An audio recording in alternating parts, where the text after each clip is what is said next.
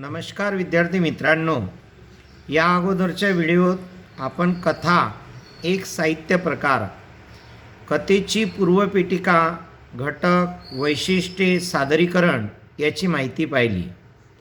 आज आपण लेखक व पु काळे लिखित शोध या कथेबद्दल माहिती पाहणार आहोत. सर्वप्रथम आपण लेखक परिचय जाणून घेऊया. मराठीतील सुप्रसिद्ध कथालेखक, निबंधकार, नाटककार, कादंबरीकार, कथाकथनाचे अनेक कार्यक्रम लोकप्रिय, कथा आकर्षकपणे सांगण्याची विलक्षण हातोटी, लोंबकाळणारी माणसं, पण माझ्या हातांनी, पेन सलामत तो, ब्रह्मदेवाचा बाप, गुलमोहर, कर्मचारी, का रे भुललासी, एक सखे, वन फॉर द रोड, मायाबाजार, स्वर, संवादिनी, वलय, मी माणूस शोधतोय असे अनेक कथासंग्रह व पु काळे यांचे प्रकाशित आहेत.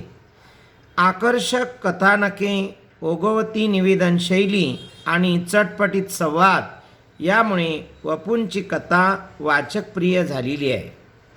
ही वाट एकटीची, पार्टनर या कादंबऱ्या, रात्र नको चांदणी ही नाटक आणि प्रपंच पुन्हा प्रपंच या आकाशवाणीवरील लोकप्रिय नभोनाट्यांचे संग्रहही प्रकाशित.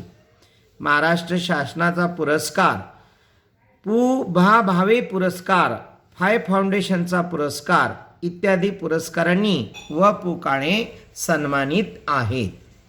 विद्यार्थी मित्रांनो, आपल्याला अभ्यासासाठी 2 कथा दिलेल्या आहे. पहिली कथा आहे शोध आणि दुसरी कथा आहे गडी.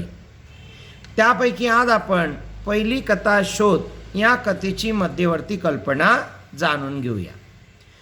प्रस्तुत कथा मी माणूस शोधतोय या कथा संग्रहातून घेतली आहे. कथेतील महत्त्वपूर्ण व्यक्तिरेखा अनु आणि तिने 1 रुपयाच्या नोटेचा घेतलेला शोध आणि त्यानंतर कथेला मिळालेली आकस्मिक कलाटणी यातून नाट्य कसे निर्माण होते हे प्रामुख्याने या कथेतून पाहावयास मिळते. विद्यार्थी मित्रांनो, मी आपणास अभ्यासाकरता शोध या कथेतील पात्र रचना यांचा एक फोटो पाठविलेला आहे. तो तुम्ही काळजीपूर्वक अभ्यासा, म्हणजे तुम्हाला पात्रचित्रणाचा अभ्यास झाल्यानंतर कथेचे आकलन सहज होईल. पात्ररचना हा कथेतील महत्त्वपूर्ण घटक मानला जातो. पात्ररचनेतूनच कथेचा आशय पुढे पुढे जात असतो. अनु या प्रमुख व्यक्तिरेखेचा विकास हा कथानकातील प्रसंग, अन्य पात्रांशी येणारा संबंध आणि निवेदन यामधून कसा घडत जातो. कथाकाराने कथानकातील प्रसंग, उपकथानक याची एकसंध गुंफण कशा प्रकारे केली आहे, विविध प्रसंगी कथानकाला आकस्मिकरित्या मिळणाऱ्या कलाटण्यांमधून नाट्य कसे निर्माण होते, अनु आणि तिचा 1 रुपयाच्या नोटेचा शोध याभोवती सगळे कथानक कसे फिरत राहते आणि कथेच्या शेवटी रहस्याचा उलगडा कसा होतो इत्यादी प्रश्नांच्या अनुषंगाने कथेचा अभ्यास करावा.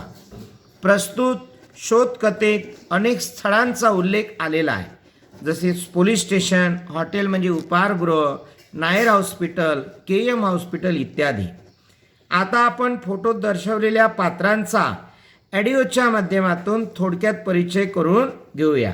त्यानंतर शोध या कथेचे प्रकट वाचन तुम्ही स्वतः करा, घरी अभ्यासा आणि त्यानंतर शोध कथा ही तुम्हाला पूर्णपणे समजेल याची मला खात्री आहे. धन्यवाद.